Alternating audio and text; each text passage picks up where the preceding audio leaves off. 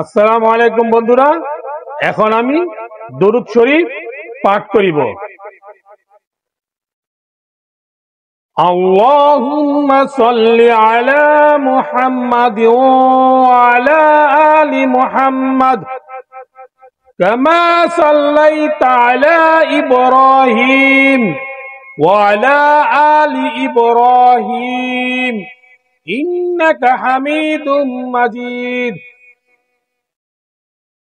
اللهم بارك على محمد وعلى آل محمد كما باركت على إبراهيم وعلى آل إبراهيم إنك حميد مجيد।